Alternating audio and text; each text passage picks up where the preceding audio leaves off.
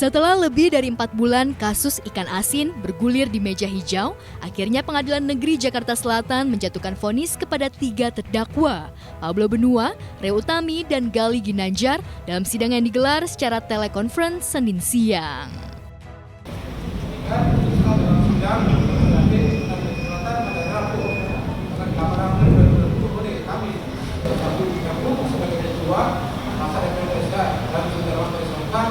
Masing-masing anggota yang diajukan dalam sidang hukuman hari ini mungkin pada 15 April 2020 ada terdakwa yakni para hakim angkut Batu Harga Perbuatan itu nanti yang Firly Auni yang saya terima umum para terdakwa dapat ditentukan oleh masing-masing.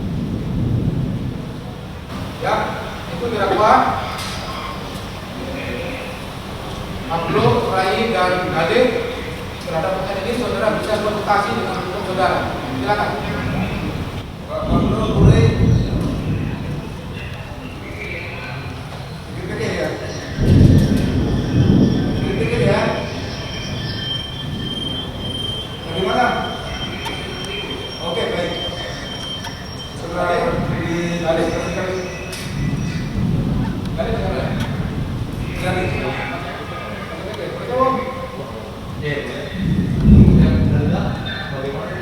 Mereka pikir saudara, pikir-pikir ya. Pikir-pikir. Kita, baik kemudian akan bicara register kepada dulu selesai dari.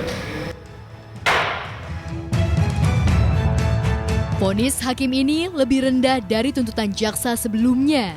Sebelumnya, Gali dituntut 3,5 tahun penjara, Pablo 2,5 tahun penjara, dan Ray Utami 2 tahun penjara. Dan ketiganya sama-sama dituntut ganti rugi sebesar 100 juta rupiah.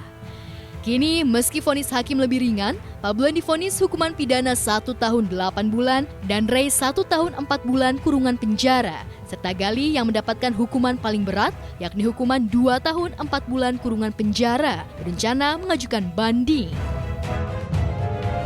Dari awal sampai sekarang kan selalu berdoa, selalu bersabar, selalu ikhlas.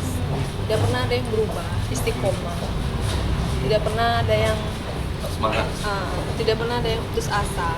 Kita kan orang sudah hijrah, tidak perlu bersedih dengan apapun. Semua udah keputusan Allah. Terus harapan saya semoga ibu saya baik-baik saja, terus selalu sehat selalu, itu aja sih.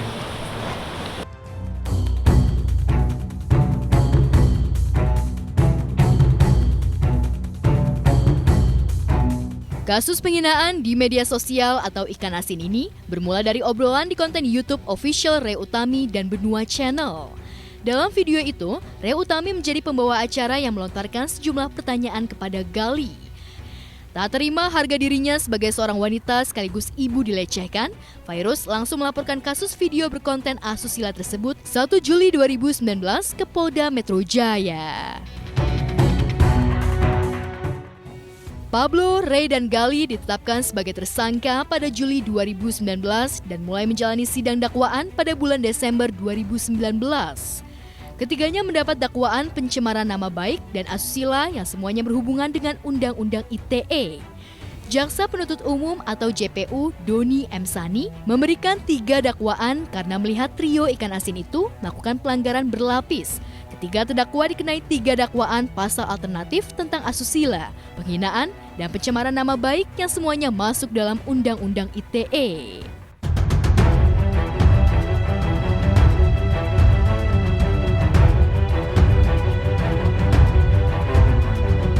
Sementara sebagai saksi pelapor, Fairuz sempat menghadiri sidang ditemani pengacara, suami, dan keluarganya. Hadirnya Fairuz sebagai saksi membuat suasana persidangan sempat memanas. Apalagi Fairuz sempat menangis hingga jatuh pingsan saat tak sanggup lagi memberi kesaksian karena merasa dipojokkan pihak pengacara trio ikan asin. Prinsipnya kami sudah meetingkan, sudah musyawarahkan ya. Bagaimana seandainya ada putusan-putusan hakim seperti tidak sesuai dengan harapan kami, maka kami melakukan upaya hukum banding. Memang di sini kami sudah ada penurunan hukuman ya, dari 3,5 tahun menjadi 2,4, jadi berkurang 1 tahun 2 bulan. Dan ada pengurangan denda 100 juta. tapi tetap kami akan melakukan upaya banding. Itu yang bisa kami sampaikan ke kawan-kawan.